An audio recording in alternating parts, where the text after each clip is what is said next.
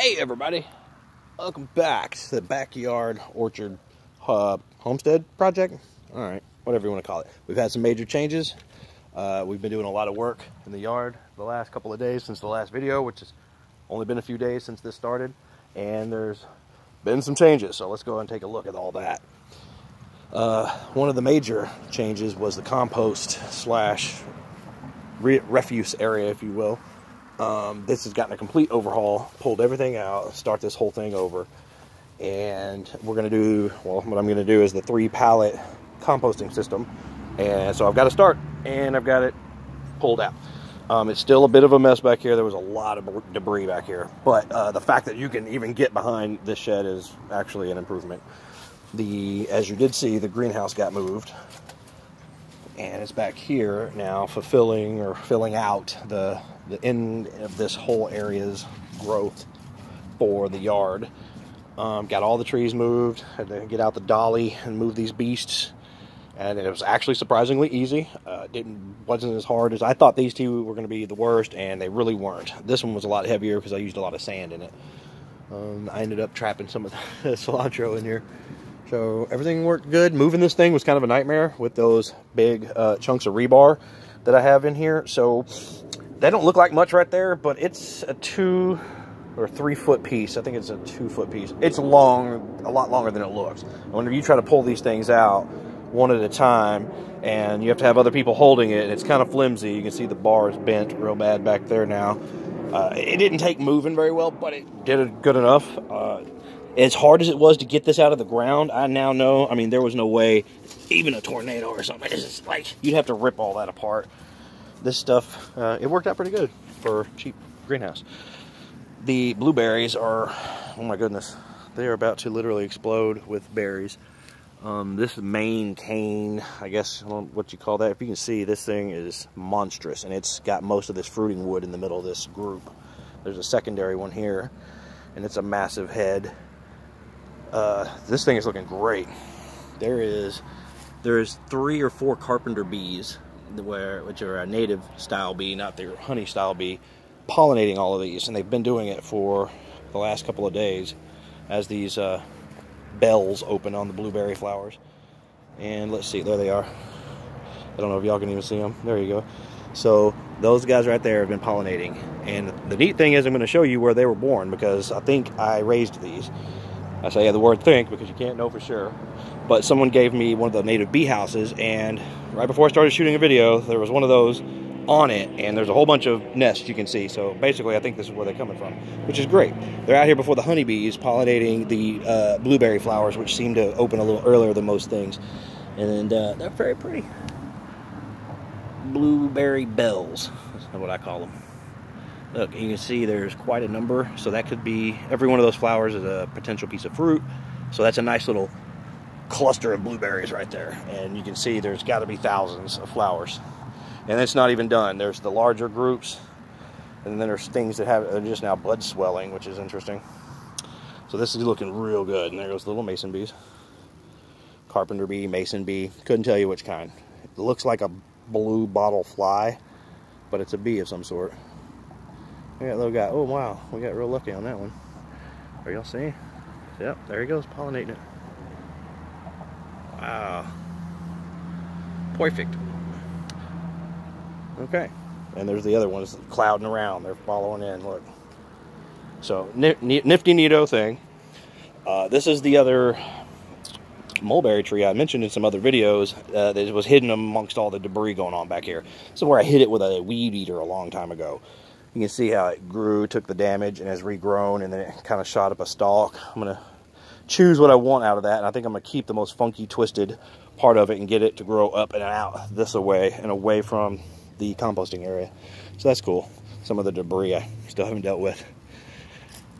The thing that we had for my composting area back there was the original raised bed garden that was in this yard when we bought the house. And in my very first videos, you'll see that box there.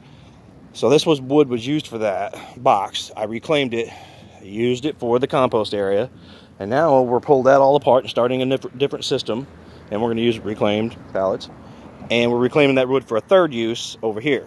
We're going to box this in. As you can see, some of it's really worn out, but it's fine. Trust me, it looks like this on one side. Bad sides are to the garden. We're going to cut these in and make this another giant bed. This is just going to be the herb bed is what I'm calling it. So we got the rows set up in these two beds. We did get the wood put on. I don't know if that was on the other videos. I didn't record any of it. We had a couple of pieces to scab in, but we've got the next layer of wood on the gardens. As you can see, the yard looks a heck of a lot straighter. There's Hank chewing on something. Oh. This is a lot of that wood that we took out of over there, and all that other project wood that I had messed everywhere. My wife and I have been very busy, but this was that old wood. Some of it didn't do very well, but I don't know how many years this was here before we moved in. And again, the best parts of it can still be reused. Everything's looking good. I just mowed. The pomegranate is coming out of burn mutation or hibernation or whatever you call it for trees. Dormancy. It's coming back really good. So we did a lot of pruning on that. I've been picking all the flowers off of this almond to have it survive better this year and concentrate on growth and not flowers. Everywhere I found a bud, like right there. I don't know if y'all can see that or not, right there in my fingertip. Pop that right off. There's one right there. Pop that off. Don't want it to grow no flowers. Literally no point in that. Let's just try to get this thing to recuperate this year. I cut a whole bunch off of it. Probably will end up cutting off more, like that whole central leader down to that growth spurt, and then we'll deal with that. The asparagus bed is in the works. As y'all can see, we've done a lot. The yard was pretty bad looking last couple of videos, but it was long winter. We just let it rot, and now it's all fixed up. Only took a couple of days. This is being killed off. We're gonna go ahead and finish out building the box, and then just set it down on the tarp that's there again. This is gonna be shortened by 2 foot. This is a giant 2x12. I believe it's 12 foot long, and it only needs to be 10 foot long. We're gonna take 2 foot off because of clearance issues with this tree and this bed. So we're gonna take 2 foot off, and that's gonna bring it and make it a real reasonable 6x10 bed. 60 square foot, 2 foot tall, so it's 120 cubic feet, I guess. That's a lot. That's probably 5, maybe 5 yards of dirt. It's a lot. So that's in progress. That's something I think we're gonna build these. We'll have this built in the next day or so. Probably start today. As you can see, things are starting to come along, starting to flower. We're doing pretty cool on the Dapple Dandy Pluot. Still haven't seen no spiderlings come out of the egg case yet that's in there. Still some of that. I took a lot more wood out since the last video. I do got to remember the things I've done since then. That massive branch that was all growed up in here, that's all cut out. This big massive branch that was coming up here, cut that out. Everything, most of that big stuff to the middle. And this guy's really not done. I should have trimmed up some of that stuff back there, but I haven't yet. Got the main big stuff out of the middle. And again, it's a work in progress. Took that whole massive branch out, as you can see on the plum cot. I think that's it right there, that massive branch. Yeah, so we're getting these things ready for the flower. I put these two beside each other because they list as cross-pollinators, even though, to be honest, my plum tree will cross-pollinate these two, the Santa Rosa. But the problem with what I chose, and they said that they're cross-pollinators, is they don't seem to flower at the same time. So this is more of a somewhat later flowering variety, and this one kind of is obviously an early flower. So there is some overlap. Like this thing is slow. It starts off with some patches, and it'll go through a flush over like a month or two. And then this guy right here will already be coming on. As this one was going down, this one will be coming on. It's like a flush of flowering. So there'll be cross-pollination. We got, like I said, we got fruit off of this last year. The Jefferson plum, also known as a Jefferson green gage, it's flowering profusely, obviously. Very similar to that guy over there. This one doesn't need a pollinator, but it can act as a pollinator. That one does need a pollinator, so it's good that these two tend to flower at a similar time, because I do believe they can do some cross-pollination there. Not 100% sure, but pretty sure. The main pollinator is supposed to be Santa Rosa. Everybody talks about how awesome Santa Rosa plum, California, 1906, how awesome it is, but so far, it hasn't produced very well. Partially because I let this one overshadow it way too much. I concentrated way too much on that. There's one of those native bees again. Ooh, that's a beautiful ultraviolet one. Oh my goodness, he's like ultraviolet. Looks like big flies, but they're bees, and there's a smaller version of that same color. Anywho, so that's great. Honeybees aren't out here doing this for me. It's the native bees that are doing this for me. So that's great. Honeybees, I have noticed, they'll stay on the dandelions at this point. It's still a little cold outside, I guess. Oh yeah, beautiful bee. And it's just different than the one I saw at the blueberries, I think. Y'all probably see it better than I can on the video. Oh, look at that. Oh, my goodness. I hope I got that on the camera. I can't even tell. So anyway, it's doing pretty good. I did some major cut work. How do I get in here? As you may be able to see.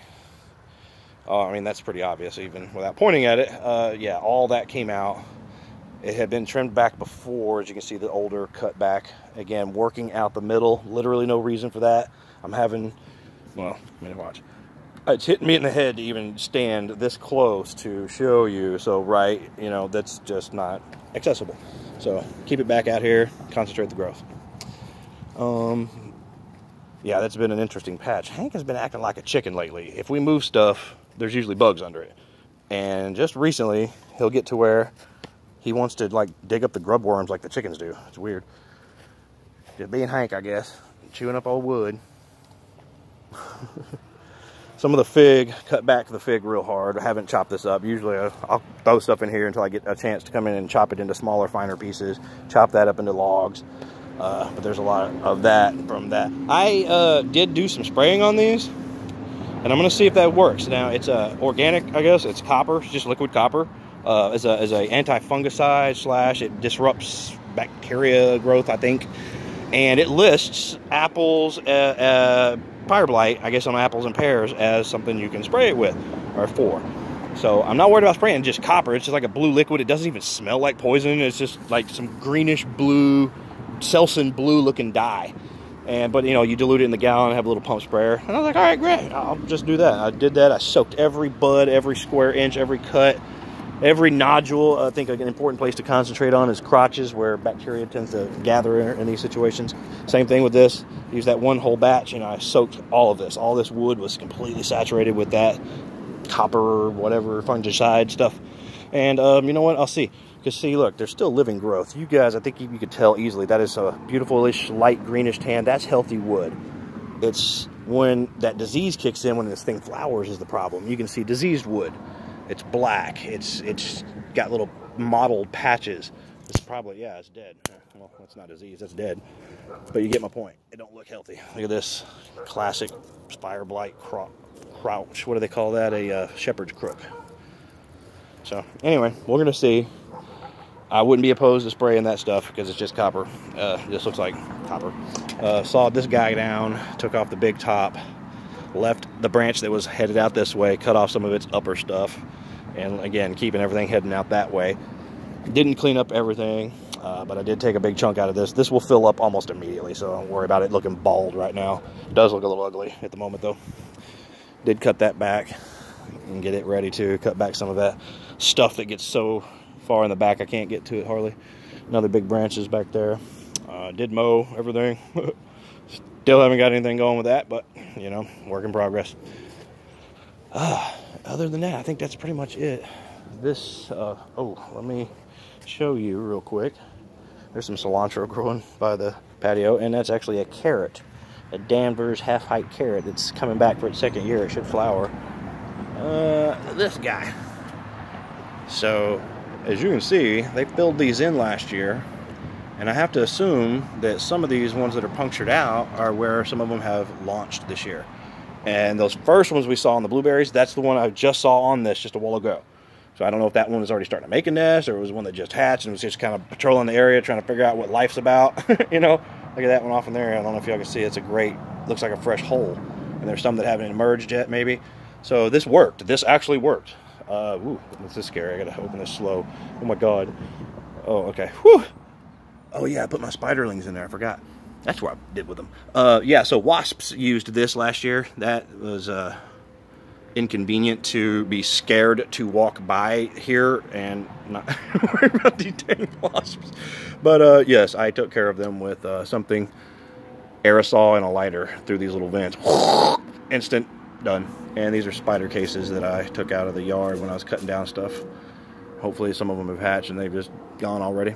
But that actually works. So I don't know. I want to do better. I want some of these out amongst my trees. You know, why just have this population here? I should have stuff like that out in my yard, right? Bring that to a larger audience, if you will. Okay, I guess that's about it. I guess Silly Dog's just sit here and chew up old sunflower stalks for no apparent reason. Huh. Is it beautiful out here? He likes to rub in places that just got mowed for some reason. Huh? Him likes it for some reason? Him Silly Dog? Him Silly Dog? Yeah, I'm Silly Dog. Why you do that? Okay, come on. Where are you going? Okay, so that's pretty much it. This massive thing, this is still here, still being worked on. I raked. Look, oh my gosh, a lot of this stuff came from out of there. The dog likes to pull stuff out. But it makes everything look a lot better. So, oh, big announcement on this. Keyhole garden coming up. So we've had an idea with this. This isn't lined up straight, which it was never intended to be. I don't care if it looks straight or not. It's just a garden box, right? But it occurred to us to finish off this area. We were at one point going to rip both of these out and start on something bigger that was maybe a weird shape with the same garden ties instead of that more expensive 2x12 lumber. That 2x12 pressure treated is expensive. This stuff is a lot cheaper. Might equal the same in the end, I don't know. But it seems like it when you're buying it. So what we're going to do here is extend this bed and make a keyhole garden. We're going to just bring this across, bring an L and a board, take that board out of the middle of that one, bring it to the middle here, and that'll be the walk-in part. You'll walk in, and this will be a giant keyhole garden, but it's going to be a lock and keyhole garden. Aha! We're going to put this on like that, and it'll be the same size as this one, full length, and that middle section will have its own little section that's separate from these two that'll open up, right? Okay, we can brace all of them up in the summer if everything was growing big under them. These won't never have to do that because it's strawberries. Brace that up, put a little piece of wire, put a little fence across here, and it'd keep the animals out of it. I don't know, you'd have to see it on paper. But anyway, we're going to make this into a keyhole garden. And the reason we're trying to get all these garden beds done and built, and this is the reason we got to get the asparagus bed done, is we have to figure out how much dirt we need. We know we need to fill these beds up. That's obvious. We're going to have to fill up that asparagus bed. That's going to be a lot of dirt. And I want this way fuller than this. I want this close to the top. And of course, I'm going to have to fill out the rest of the keyhole. This one can stay low. Strawberries, the roots are 7, 8 inches long. That's about what's in there. I'm just going to roll with that for the moment. Let's get these beds built so that we can figure out how much dirt we have to buy. And unfortunately, going to have to buy it. Buying it by the yard instead of by the bag, it's like $35 for 27 cubic feet. A square yard, I think, is 27 cubic feet. A bag at Home Depot is 1 to 1.5 cubic feet for $5 to $8 a bag. So you do the math. It's a heck of a lot cheaper to buy a bed of a truckload of dirt than to buy it in bags. So there's going to be cubic yards needed. These boards are 3 inches high each. There's 6 inches. I got a layer already on the bottom. So I need 4 to 5 inches of dirt in this one. You can do some math on that. 8 by 16, this many inches. Do the calculations. Same thing here, 10 by 6. Let's say almost all the way full, not all the way. So you're like 1 3/4 feet of that size and depth of how many yards of soil that is. Yeah, and the same thing with this garden, of course. And this, because we're going to build that out, and it's going to need to be filled up. So we're going to do all that at one time. There's going to have to be a fence made here, right where Hank's about to start digging. But going to have to figure out, this would be a cool project if I could ever get around to filming things properly, of setting up a double swung barn door style, or I guess whatever you want to call that, batwing style farm gates, you know, the gate for the double gate, boop, boop, both of them. So these have to be reinforced, sink another pole on either side, distribute the load, build it, blah, blah, blah. That has to happen so we can open this up to get trucks in and out to bring dirt in. Trucks being, I expect to have to do 2 or 3 loads at least to a trailer in our truck. So anyway, that's about it. I guess I'm gonna let you guys go for now, and we will give you an update when something interesting happens. All right, y'all have a good one.